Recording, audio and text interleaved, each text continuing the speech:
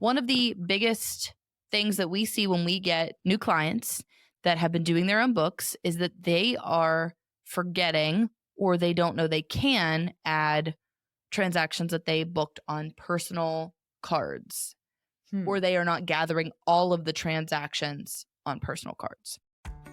Welcome to the Know Your Worth show, where we teach you how to think about your money differently so that you can achieve your sexy money goals. I'm Sydney, your money maven and owner of Know Your Worth. And I'm Kristen, Sid's dime piece bestie, team member, and busy mama of twins, here to make sure that those of us without a financial degree can still level up with each episode. Let's get started on reaching your next goal.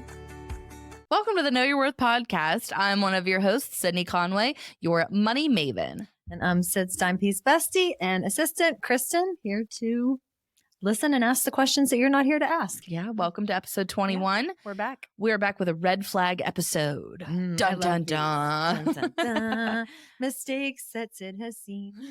We are talking red flags of doing your own books. So DIY bookkeeping mistakes. Dumpster fires. Yes. And things that we've seen clients do, things that we can fix, things that we can very easily fix if we're still in the tax time period. You haven't filed taxes, or you amend for a prior period, but sometimes that's a lot of effort. So one of the biggest things that we see when we get new clients that have been doing their own books is that they are forgetting or they don't know they can add transactions that they booked on personal cards, or they are not gathering all of the transactions on personal cards. Can you give me an example?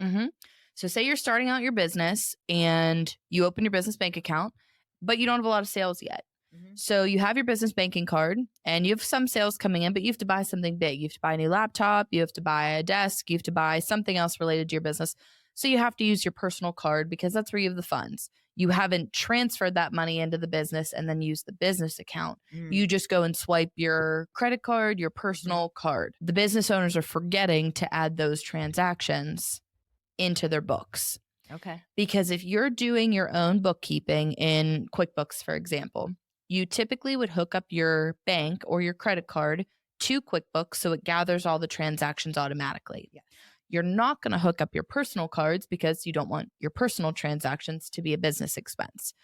So people forget that they had transactions on other cards to manually enter them. And you can manually enter them. And that's what a lot of people do not realize. They kind of set it and forget it and then just start swiping for 12 months. Exactly. And then it's like a big problem. Exactly. Okay. Yes, absolutely. So separating your business and personal expenses is really big. So it's good to do that. And so a lot of the times we see new business owners using one card for their business expense and their personal expense.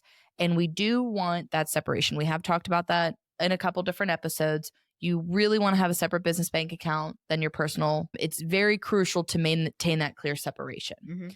So if you are someone right now that's using the same card, you're very likely to blur the lines. It's very easy to forget business expenses and think they're personal.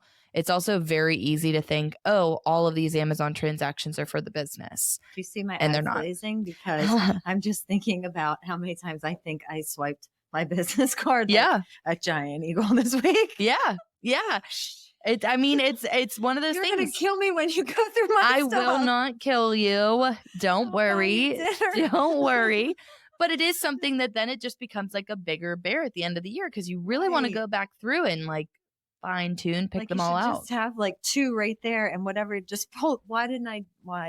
It's okay. Because we're just trying to survive. Everybody's busy. Yeah, everybody's busy.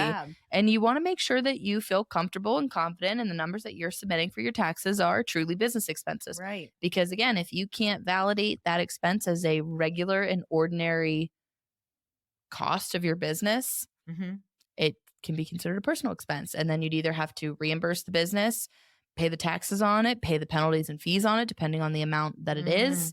So you want to make sure that you maintain that clear separation of business and personal really as much as possible, just to make sure that everything's categorized correctly and you're protecting yourself.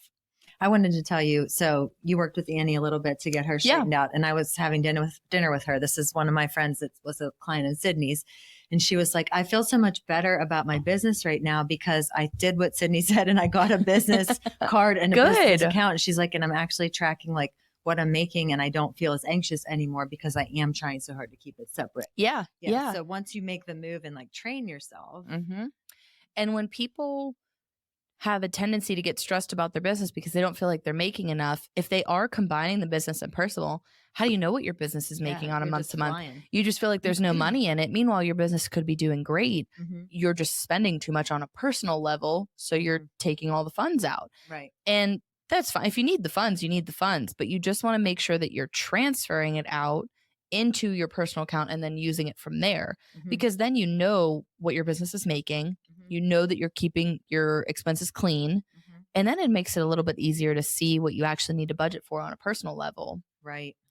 Because that's where you're spending from on the personal side. So you can say, oh, it's not the business that's losing money. It's me. Like I went to Target too many times this month. I spent too much money on Amazon this month. I bought an electric laser removal system. We've been really going back and forth about this. Should we buy it? We don't buy know. The spray tan machine. We're not actually sure. I really feel like I did the right girl math on that this week, and I really feel like it's worth it. It's going to pay off. Like 5 times. It pays for itself. We can charge people like locally to come step into our booth. Pay for itself in a month. It would. Yeah. It would. Another business. Here we go. Spa. Maverick Spa. We already have a nail kit here. If we get the hair removal system. Maybe a massage chair. Oh. Write it all off. We have chirp wheels here. Yeah. So you guys need a spa day? The Maverick has a spa. So you're telling me I have my business and I have my personal. If I want to do a personal thing, I need to transfer money from my business to my personal, then swipe my personal card. Yes, so that it is doesn't matter if I have 2,500 owner draws for $100. Yeah, doesn't matter. Okay. Yeah, doesn't matter. That's the clean way to do it. It absolutely happens where business owners swipe their business card for personal things or click the wrong thing on Amazon and use that card for personal. If that's the case, that's also just considered an owner draw or shareholder loan. So you would still hit those accounts. It would just be, instead of it being a withdrawal, enter into the personal, it would be owner draw right away for the Amazon transaction. It wouldn't be an expense for the business. It would be an owner draw or a shareholder loan, depending on the structure of your business. So the other thing that you can be doing is reimbursing yourself too. So if you are spending the money on your personal card for your business, you don't necessarily have to never get that money back. It can be that you add it as a business expense, but then you can pull the money back out of the business and reimburse yourself, and it's not income. You're not paying yourself. Oh, okay. You're just reimbursing yourself. So you can, say I used my personal card for a laptop for my business, or let me use something smaller, a book for my business. It was a training manual or something like that. I used my personal card, but this is a business expense. I want to add in, an office supply, office expense, things like that, training, education, whatever categories you have, whatever accounts you have. If I'm taking that money out of my business account and I'm reimbursing my personal, it's just a reimbursement. It's not an owner draw. It would be just a reimbursement of and you that. Would just label it as like reimbursement for a laptop. Yeah. Yeah. And as long as you have like the receipt and documentation. And typically, you can net those out in the owner draw or the shareholder loan account, but net, they won't have any tax implication. So the journal entries for something like that would be, oh, I bought this book. It's $25 increase in office supplies or educational materials or whatever it is. And then so it'd be an increase in that, and it would be an increase in the owner contributions. What's the difference between owner contribution and owner draw? Same thing. So owner draw typically means you're taking the money out. Owner contributions means it's going in. You're reimbursing it. We see some business owners have 2 accounts, one owner draw and one owner contribution. We a lot of the time see business owners just have one, and it's called owner draw, because once your business is well and established, the goal would be that you don't have to keep funding it with personal money. So you can net them right there and have owner draw or contribution in one account, but you don't have to have 2 separate ones. We do see that a lot where you'd have 2 separate ones, and we also see it where it's combined. It's however you want to track it. And if you wanted to look at the inflows and the outflows, you would just download the detail for that account, any of the positives or, owner contributions, and any of the negatives are owner draw. So owner contribution and owner draw is kind of the same account there. If you are an S corp, you might use a shareholder loan account instead of an owner draw account. It depends on the type of transaction. It depends on the nature of the business. There's a couple different reasons why you might want to consider it a loan instead of a distribution. Okay. And that's something that your bookkeeper or your tax accountant can help with too. For that journal entry though, so it's an increase to the like educational materials, office supplies, increase to the owner draw contribution account. And then whenever you reimburse yourself, it'd be a decrease to the owner draw contribution account and a decrease to cash. So you'd take the cash out, and then that owner draw contribution account would be net zero, no change. And so then it would look like your cash went down and you spent the money on office supplies. So it's really just being, again, disciplined and aware of how you're using your money and from what account. And be detailed in the transactions. And this is one of the reasons why I'm not a huge fan of PayPal or Venmo. I was just going to ask you that. Yeah. Yep. I'm not a huge fan of PayPal or Venmo because most of the time business owners don't track things correctly in there. They kind of forget about the funds they used from PayPal or Venmo. They're treating them more like a bank account rather than just an intermediary of transferring funds. So say someone paid you through Venmo.